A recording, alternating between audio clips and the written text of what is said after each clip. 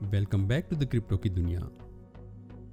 दोस्तों, हमने कई दफ़ा ये बात सुनी होगी कि होलो, बैट, शिबा इनू और इस तरह के दूसरे टोकन ERC20 बेस्ड टोकन हैं। आज हम जानने की कोशिश करते हैं कि ये ERC20 टोकन क्या हैं और किस तरह नए टोकन्स को ब्लॉकचेन में ऐड किया जाता है।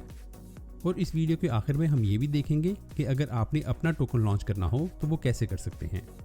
मगर आगे बढ़ने से पहले इस चैनल को सब्सक्राइब ज़रूर करें। हम सबसे पहले बेसिक से स्टार्ट करते हैं। सारे के सारे ERC20 टोकन इथेरियम प्लेटफॉर्म में पाए जाते हैं और इस इथेरियम प्लेटफॉर्म में हमारे पास एक ब्लॉकचेन होती है और दूसरा इस ब्लॉकचेन में मौजूद स्मार्ट कॉन्ट्रैक्ट। स्मार्ट कॉन्ट्रैक्ट और ब्लॉकचेन किस तरह काम करते हैं इसका लिंक तो आपको डिस्क्रिप्शन में मिल जाएगा। मगर ये बात जानना बहुत ज़रूरी है कि ERC20 टोकन्स इथेरियम ब्लॉकचेन में पाए जाते हैं। ये इटसेल्फ कुछ नहीं होते बल्कि इथेरियम ब्लॉकचेन की फंक्शनैलिटीज़ पर रिलाई करते हैं। जब भी इथेरियम ब्लॉकचेन में नया टोकन ऐड किया जाता है तो इसके लिए स्मार्ट कॉन्ट्रैक्ट लिखा जाता है। ये स्मार्ट कॉन्ट्रैक्ट ना सिर्फ टोकन क्रिएट करता है बल्कि इसकी ट्रांजैक्शन और बैलेंस का भी हिसाब रखता है। कितने टोकन किसको ट्रांसफ़र किए गए और कितने बाकी रह गए। तो जब आप कोई टोकन खरीदते हैं तो इथेरियम कॉइन्स स्मार्ट कॉन्ट्रैक्ट को सेंड करते हैं और वो स्मार्ट कॉन्ट्रैक्ट आपको बदले में कुछ टोकन आपके वॉलेट में सेंड कर देता है। बिल्कुल ऐसे ही जब कोई आप अपना टोकन बनाते हैं तो इसके लिए स्मार्ट कॉन्ट्रैक्ट लिखना होगा जो टोकन का काउंट और ट्रांसफ़र वगैरह हैंडल करेगा।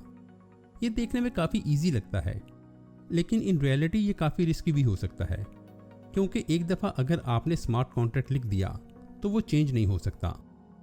और अगर इसमें कोई बग रह गया, जैसा कि कोई हैकर इन टोकन को आराम से चोरी कर ले, तो ये काफ़ी ज़्यादा नुकसानदेह भी हो सकता है।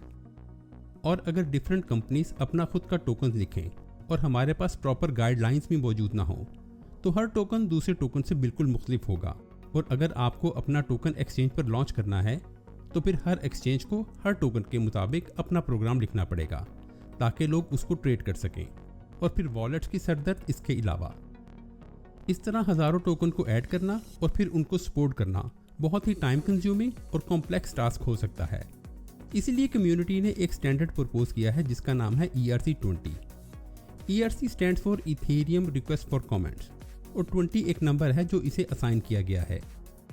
ERC20 एक गाइडलाइंस और एक स्टैंडर्ड है। अगर आपको इथेरियम प्लेटफॉर्म पर अपना टोकन लॉन्च करना है तो आपको ये गाइडलाइंस लाजमी फॉलो करना पड़ेंगी, जैसा कि आपके टोकन का नाम क्या होगा, उसका सिंबल और कितने डेसिमल नंबर तक ये सपोर्ट कर सकेगा। उसके अलावा चंद इंपॉर्टेंट मेथड्स, मसलन टोटल सप्लाई जो कि टोकन की टोटल सप्लाई को हैंडल करेगी, बैलेंस ऑफ मेथड जिससे पता लगेगा कि किस वॉलेट में कितने टोकन मौजूद हैं।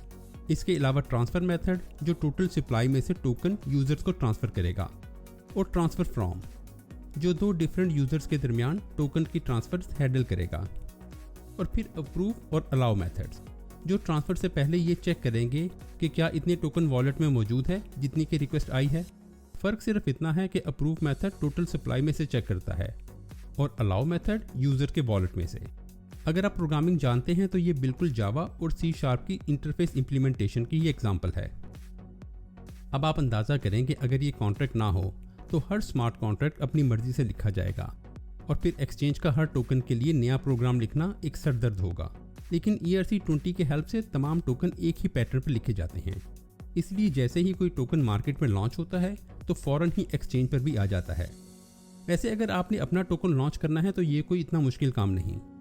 टोकन फैक्ट्री की वेबसाइट पर जाकर आप ये काम बड़े आराम से कर सकते हैं।